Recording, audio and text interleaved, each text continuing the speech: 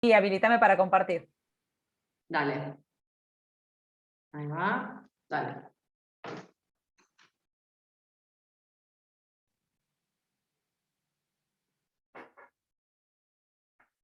Bueno, ahí estábamos, ¿no? Pongo amplío.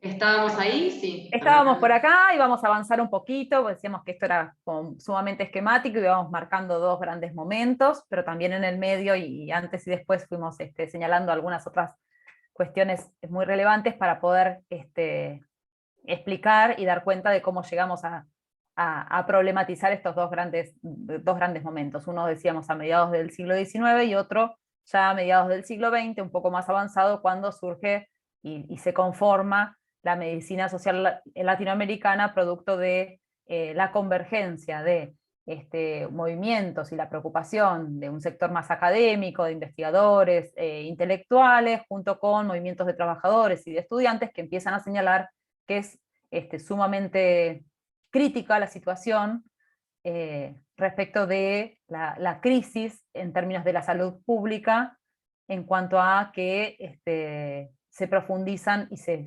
profundizan, producto del Estado desarrollista, se profundizan las desigualdades en salud en el general de la población y en particular respecto del sector de trabajadores, ¿no?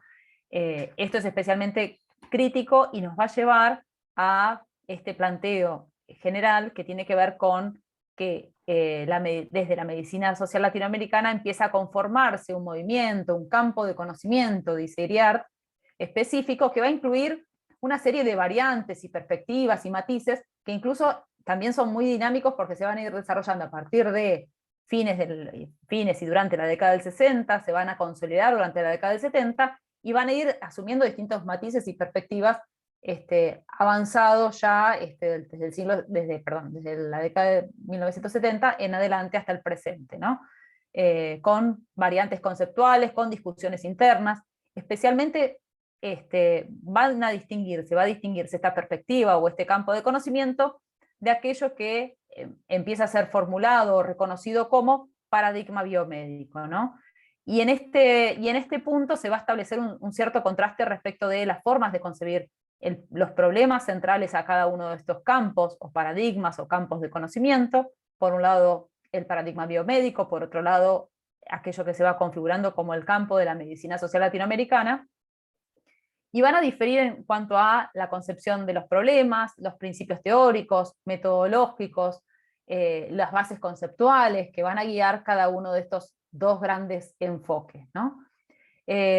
Una preocupación que está presente en el texto de Iriart, que ustedes tienen para considerar, para leer dentro de los materiales de la bibliografía obligatoria, tiene que ver con que la medicina social latinoamericana se configura como un campo de conocimiento, pero hay una preocupación importante que tiene que ver con que no es sumamente visible dentro del campo de las disciplinas de la salud, por fuera, ¿sí?, de la región de América Latina, que incluye especialmente la circulación de materiales y producciones académicas en términos de barrera idiomática, ¿no? Especialmente. Entonces, va a plantear singularmente que la barrera de la lengua en especial va a ser una dificultad para la expansión de las reflexiones, los aportes conceptuales y las discusiones especialmente de la medicina social latinoamericana por fuera del ámbito de América Latina. En este sentido, digamos, América Latina e Hispanoamérica, ¿no? En este sentido, esta presentación especialmente refiere a que este contraste va a tener que ver con que desde el paradigma biomédico, lo que se va a focalizar como objeto y problematizar como objeto va a ser la salud individual, entendida en términos biológicos, se va a privilegiar un abordaje en términos de causalidades unilineales primero, luego multilineales, se van a privilegiar también enfoques que luego van a derivar en miradas más ecológicas, donde distintos indicadores o variables se van a relacionar, pero de forma estadística en términos de correlaciones de variables, donde van a intervenir, por ejemplo, la edad, la educación, el sexo, pero como características o variables o indicadores que juegan de forma o que se desenvuelven de modo independiente y homólogo entre sí. ¿Sí? Por un lado el sexo, la edad, la educación, van a ser entendidos como biologizados, como variables biologizadas. ¿Sí? Sí, Y en como algo este sentido, subsidiario a lo biológico, ¿no? No como conformando íntegramente el fenómeno, sino como uh-huh, un dato, como si fuera un dato de color. un dato de color, pero a la vez como operando dentro de la lógica o la racionalidad, ¿sí? De la relación de la causalidad dentro de la racionalidad del paradigma biomédico. ¿Sí? Que En este también se sentido, rige por la idea del riesgo, uh-huh, ¿no? De la cuestión de los factores de riesgo, todo muy a nivel individual. disciplinarmente esto va, digamos, a encauzarse a través de las políticas de Estado bajo lo que va a ser entendido como la política, digamos, la salud pública, la epidemiología primero, la salud pública después, ¿sí? Pero va a seguir una línea donde los factores sociales son incorporados, pero de forma así subsidiaria, como decía Paula recién, y a la vez analogados con variables biológicas, ¿sí? Son ambas cuestiones, ¿sí? Entonces el problema va a estar enfocado en el individuo, como un desarreglo, ¿sí? Entendido en términos biológicos. La explicación que se va a privilegiar va a ser causal, fundamentalmente, de una causa, un factor, una etiología reconocible, ¿sí? Y eso va, digamos, a vertebrar la lógica de lo que vamos a denominar el paradigma biomédico, ¿sí? Paralelamente y en confrontación con esta mirada que estamos caracterizando de forma muy abreviada, si se quiere, en este momento, la medicina social latinoamericana va a recuperar esos viejos debates, los va a reformular y va a plantear que todo aquello que tenga que ver con la enfermedad también va a remitir en forma dialéctica primero, necesariamente a las condiciones de salud, a la salud. ¿Por qué? Porque la salud de enfermedad, unidas por un guión, remiten a las condiciones de vida, a las condiciones de trabajo, ¿sí? Y no pueden ser subsumidas a una mirada dicotómica de dos momentos contrapuestos, digamos, en términos de salud-enfermedad, sino que salud-enfermedad van a estar conectadas a través de una dimensión necesariamente colectiva, que no es reductible al individuo, que se puede expresar en un individuo, pero que es necesario inscribir a ese individuo en su relación con una dimensión colectiva. Y la dimensión colectiva está dada, por ejemplo, por las condiciones de trabajo, ¿sí? Este debate va, por supuesto, a confrontarse con la mirada y la perspectiva del paradigma biomédico, ¿sí? Y va a ser una mirada que va a crecer especialmente hacia la década del 70 y más adelante, y se va a institucionalizar y va a tener sus canales de producción y de fortalecimiento y consolidación, especialmente en distintos países de América Latina, con referentes y mucho intercambio entre diferentes referentes de diferentes países. Ecuador, Chile, Colombia, Brasil, Argentina van a ser, Venezuela también, van a ser referentes que van a producir y nutrir estos debates. A partir de la década del 70, consolidándose con medios de publicaciones, producción de instancias formativas a nivel de grado, a nivel de posgrado, etc. ¿Algo quieren plantear acá? Marra, Flavia, Pau.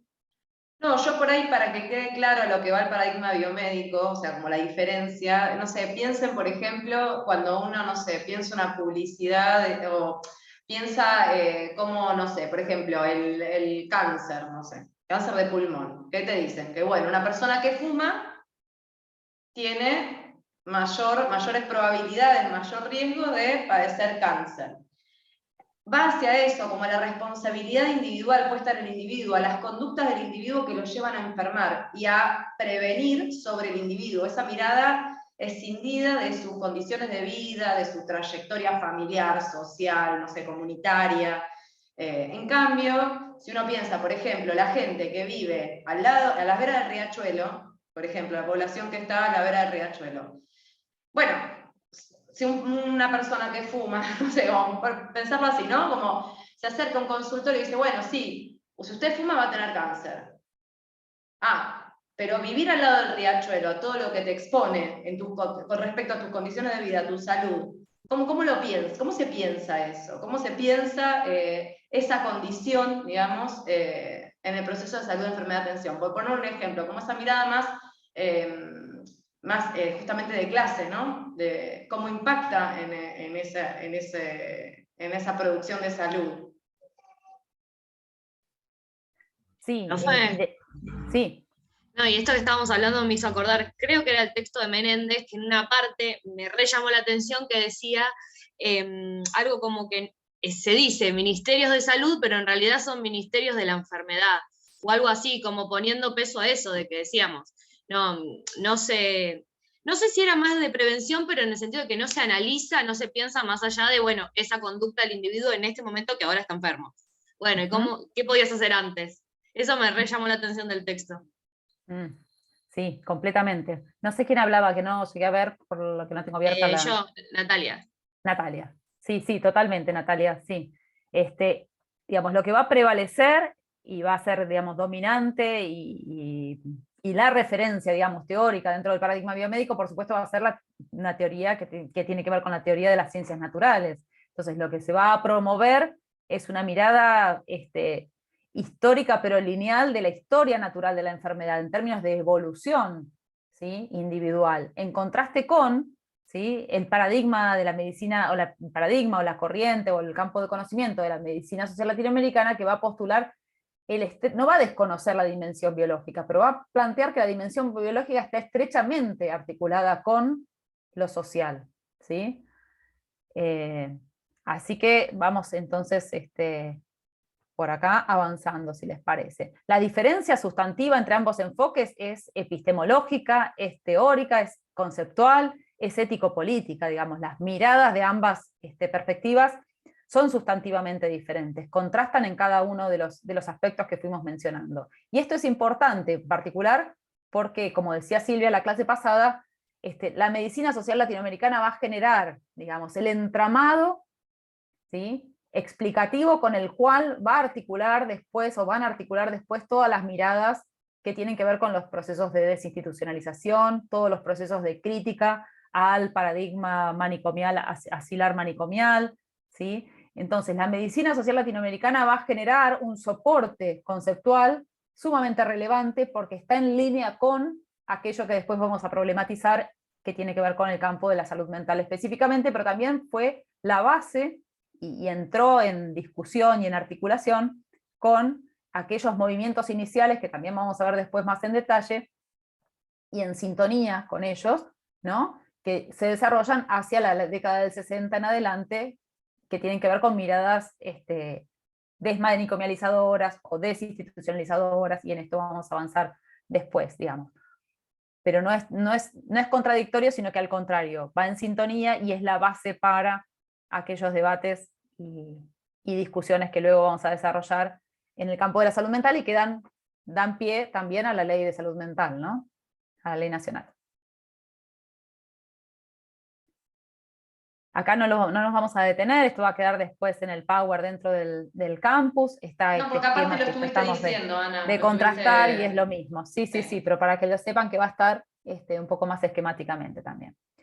Entonces, lo central de los planteos iniciales de la medicina social latinoamericana va a tener que ver con este planteo en conexión y en estrecha articulación de la salud y enfermedad. La salud y enfermedad como dos partes en relación dialéctica, estrecha, y que están conectadas especialmente por esta articulación entre las condiciones de vida, con las condiciones de trabajo, y las variaciones en los perfiles epidemiológicos. En especial van a resaltar los primeros trabajos formulados de la medicina social latinoamericana, que este carácter social de la salud-enfermedad puede observarse especialmente, y el carácter colectivo e histórico puede observarse especialmente cuando uno se detiene a analizar las variaciones en los perfiles patológicos. ¿Por qué? Porque, como decía Paula hace un rato con los ejemplos que planteaba en referencia a la cercanía al riachuelo, se va a empezar a observar que algunos conjuntos sociales se enferman con mayor frecuencia, con mayor gravedad, o mueren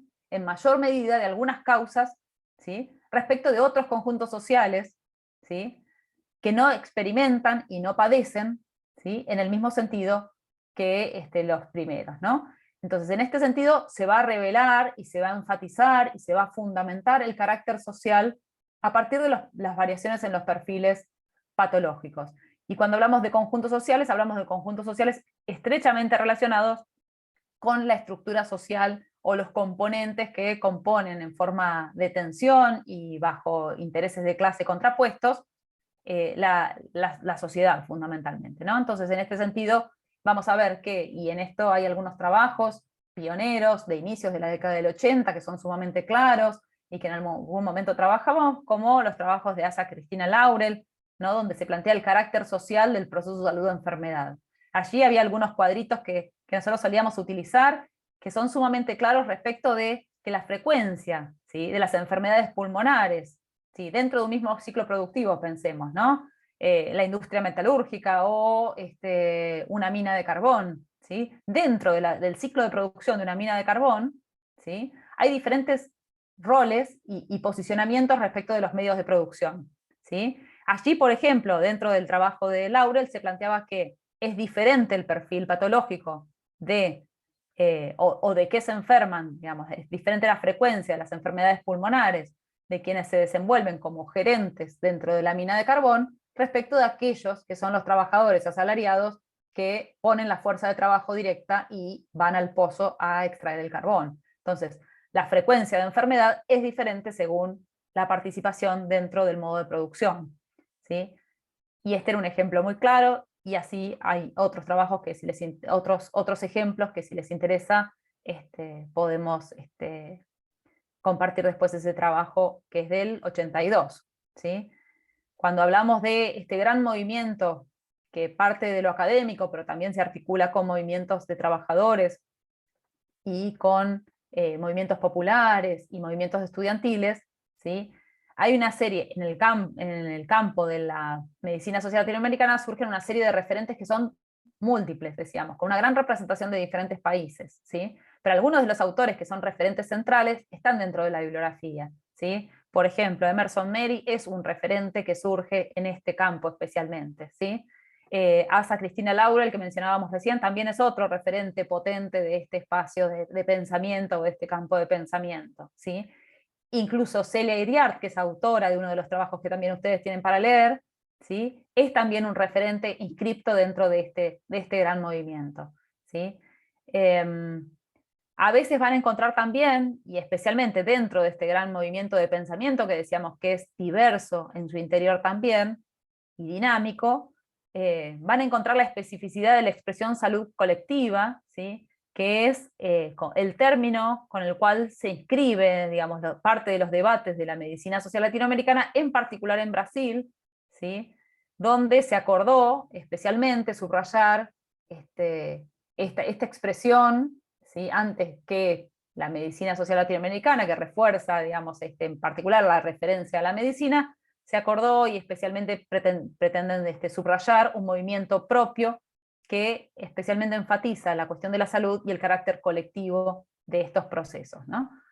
Pero es un fenómeno y un término que se reserva más para Brasil, que tiene algunas características propias, pero en el que nosotros no nos vamos a detener tanto, pero está profundamente enlazado con esto que estamos planteando desde la medicina social latinoamericana, ¿sí? Pau, ¿algo de esto? Yo quería comentar Sí. una cosita, Sí. una nota de color, que en los 90 más o menos, Alejandra Barca, a la que tenemos en algún momento algún texto de ella, había hecho un trabajo muy interesante en El Dorado en Misiones, porque aparecían chicos con muchos síntomas, supuestamente de enfermedad mental, y tenía que ver con una intoxicación de plomo. Digo, y esto es en los 90, no es en los 60. Entonces, un poco traer como dato esto de que están conviviendo permanentemente a veces estos paradigmas simultáneamente, porque uno lo puede seguir encontrando. Si nosotros miramos a cada niño y vamos a evaluar solamente los síntomas y desconocemos la situación ambiental, estamos utilizando en las intervenciones el paradigma biomédico. Y una cosita, que hay una película que también trata algo de esto, que a mí me encantó, que está basada en un libro de Samantha Schweblin, que se llama Distancia de Rescate, que se las súper recomiendo. Que la película Hermoso es el de libro, Claudia. la película está muy bien en Netflix, ¿eh? Está buenísima. Así que, y algo de esto se ve, me parece. Tiene otros temas, pero como nota de color, esa película vale la pena verla. También habla del cuidado. Pero No, bueno, yo, Flavia. Ahora que lo decís, yo esto que decía del plomo, de las venas del riachuelo, es porque yo trabajo en el PENA, en el Hospital Pena, que queda, digamos, que tiene dentro de su área programática la Villa 21-24, que está la vena del riachuelo. Y uno de los centros de salud hizo un estudio de plomo en sangre en niños. Tremendo lo que es el resultado que dio. Pero digo, no tienen los mismos, los chicos no tienen las mismas probabilidades de tener plomo en sangre en toda la ciudad de Buenos Aires. Esa mirada, como bueno, son estos chicos que tienen estas condiciones de vida, que les pasa el tren por el medio de la casa, que están, o sea, que su casita termina ahí y enseguida está el riachuelo, son esos chicos.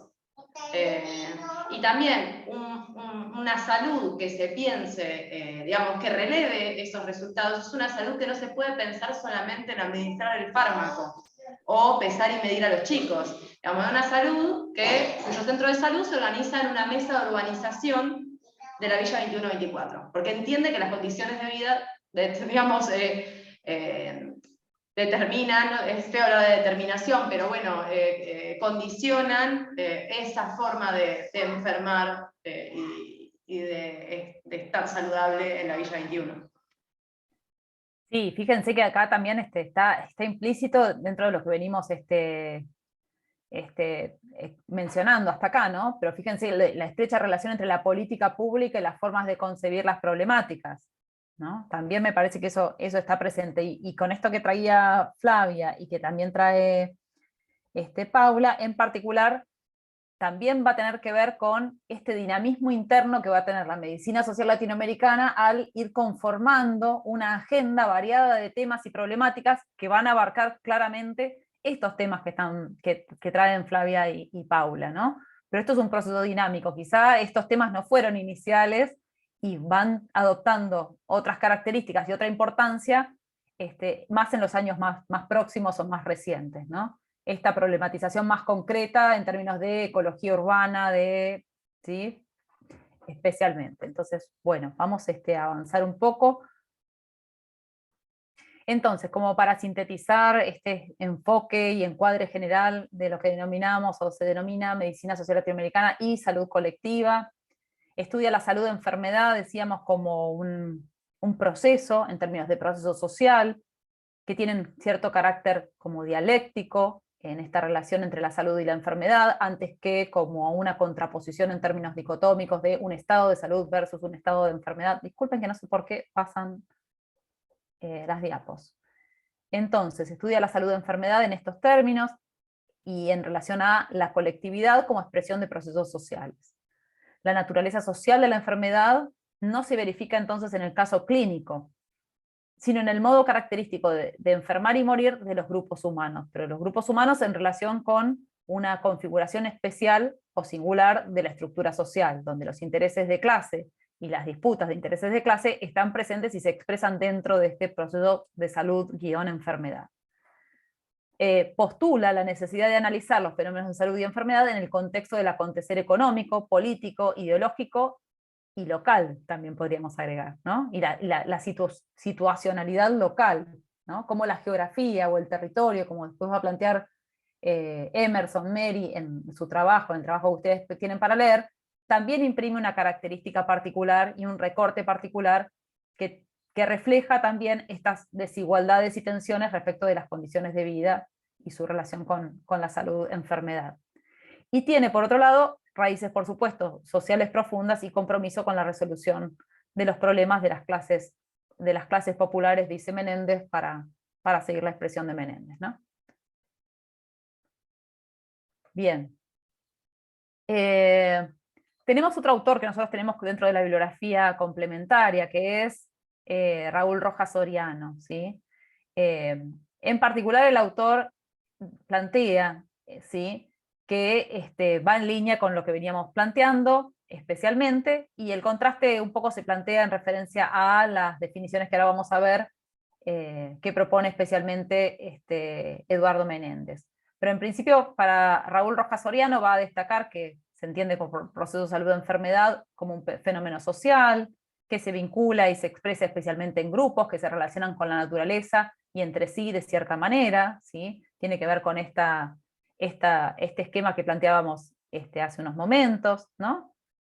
También tiene que ver con las condiciones reales de trabajo y de vida, supone, ¿sí? Y están presentes al interior del proceso de salud-enfermedad los intereses de clase, y está vinculado con la forma en que los seres humanos producen y se reproducen, ¿sí? Esto para rescatar algunos aportes de este autor, y para ir después a ver cuál es la definición que propone, especialmente Eduardo Menéndez. Eduardo Menéndez, antropólogo argentino, exiliado en México y radicado después en México, ¿no?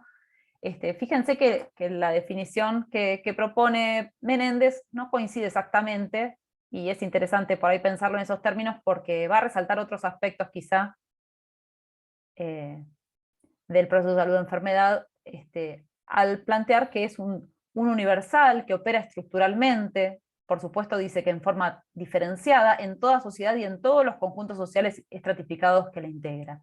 Con esta primera, digamos, enunciación, está como ampliando de algún modo el espectro de análisis a que el proceso de salud-enfermedad de atención está vinculado con todas las diferentes formas de organización social y los diferentes modos de producción. Sería una categoría de aplicación más amplia. Le interesa particularmente, por supuesto, qué sucede respecto del proceso de salud-enfermedad de atención en el marco del capitalismo y del capitalismo avanzado y del Estado moderno, digamos, contemporáneo, ¿sí?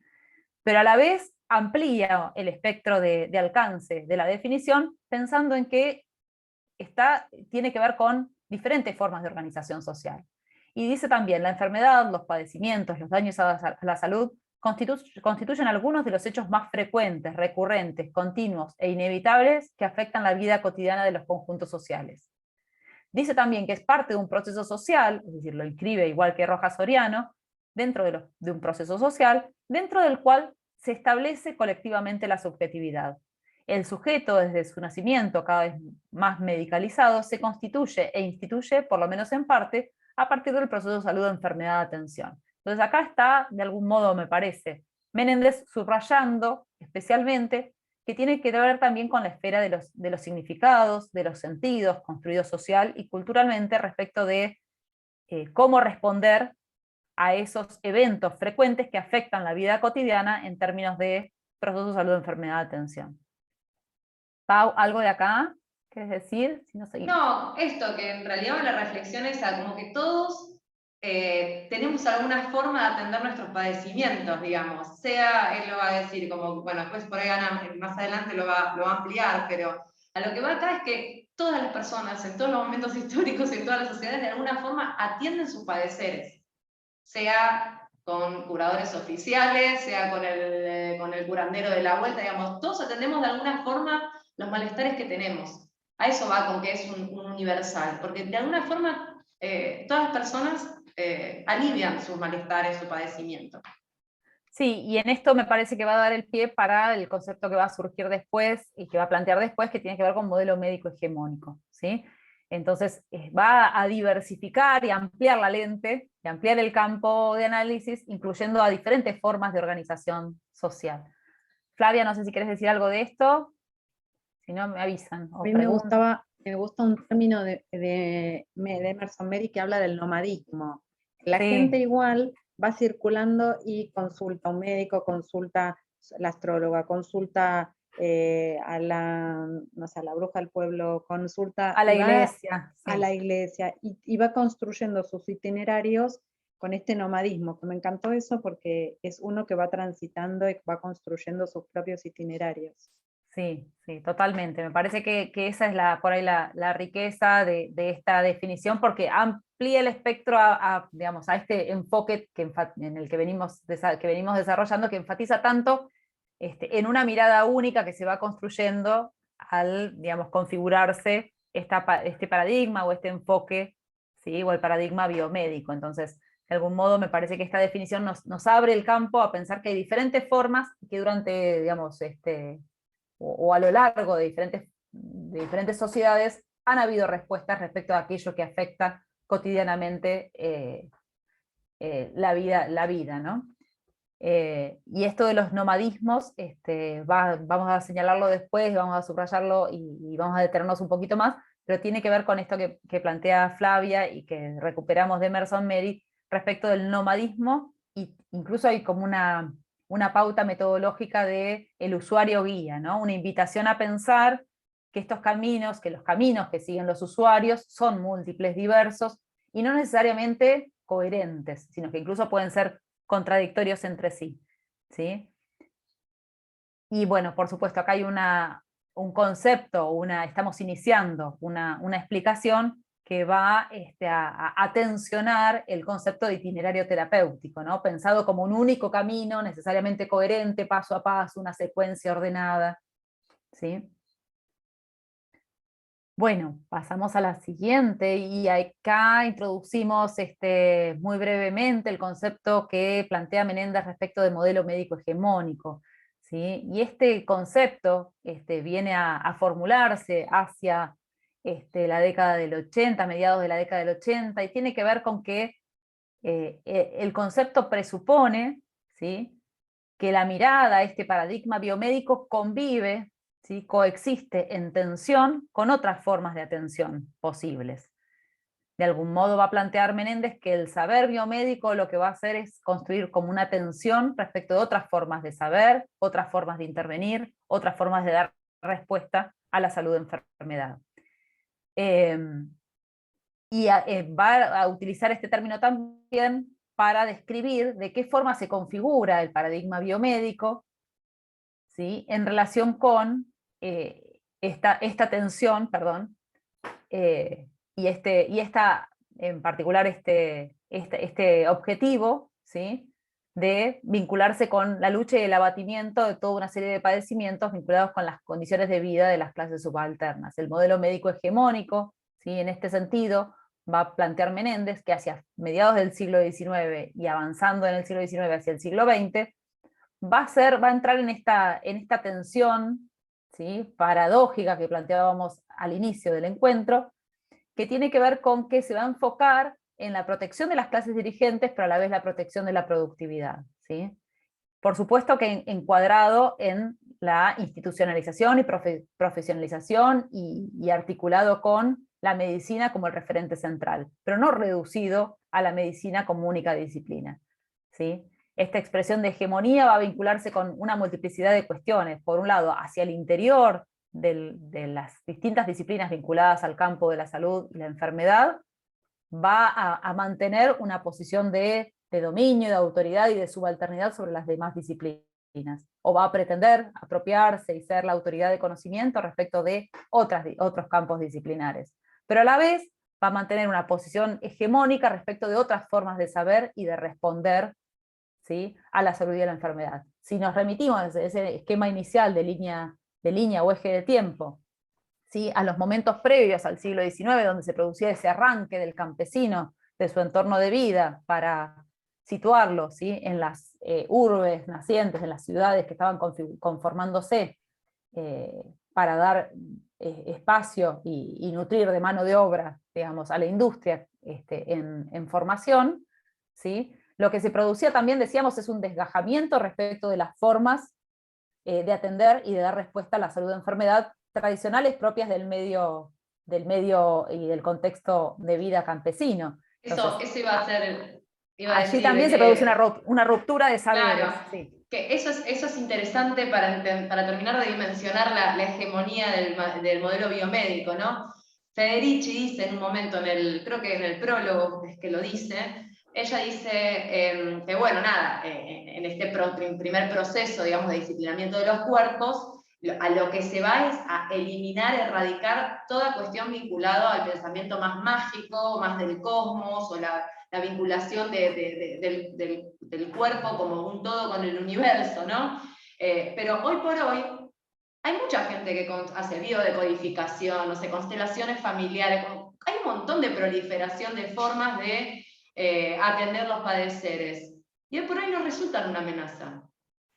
O sea, no ponen en cuestión por qué se permite convivir esas formas de... ¿Por qué existen? ¿Por qué no son atacadas como en otro momento de la historia? Tiene que ver con, justamente, que hegemoniza, que sostiene su hegemonía, la biomedicina no se cuestiona, ¿no? La efectividad, o digamos, la idea de verdad de la biomedicina, digamos. Esas otras formas de atención de los padecimientos no logran cuestionar a la biomedicina.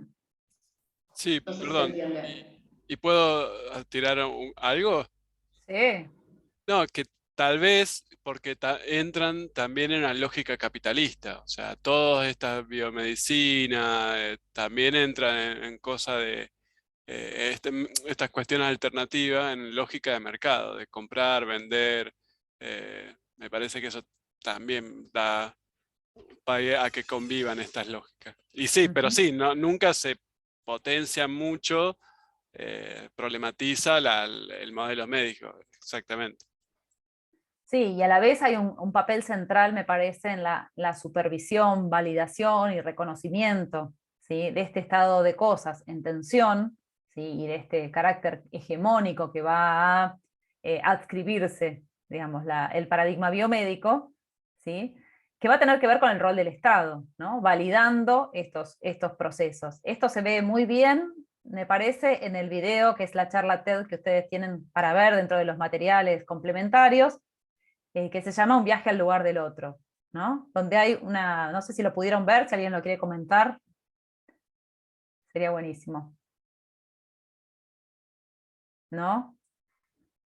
Bueno, si no, los invitamos a que lo vean, pero en especial lo que se produce allí es a través de la figura de un gendarme o de unos gendarmes, la distinción o el señalamiento respecto de prácticas que son vistas como por fuera de lo legal, fuera de lo aceptable, fuera de lo que tiene que ver con el cuidado de la salud, fuera de aquello que tiene que ver con una práctica legítima respecto de la salud, pero que especialmente está vinculado con otras formas de atención, ¿no? Entonces, allí agentes estatales, como son los gendarmes en particular, en un paso de frontera, delimitan qué es y qué no es, ¿sí?, legítimo como práctica de salud, ¿sí?, con el argumento de que es una práctica o son elementos que no pueden pasar por la frontera, ¿sí? Pero allí se delimita qué se inscribe y qué no se inscribe dentro del campo de lo legítimamente practicable en el campo de la salud. Entonces es interesante que si pueden lo vean, porque fundamentalmente esas prácticas también especialmente evocan sentidos, significados, eficacias, representaciones, sentidos de la vida cotidiana que son múltiples. Lo que va a reforzar el modelo médico hegemónico es una forma única de ver el mundo. Y acá también me parece que hay un desafío para pensar, porque también supone una racionalidad profunda respecto de algo que se toma como dado, ¿no?, como lo legítimo y lo dado. Si les parece, salimos, ¿no?, porque se está por cortar. Dale, Y volvemos a conectar. dale.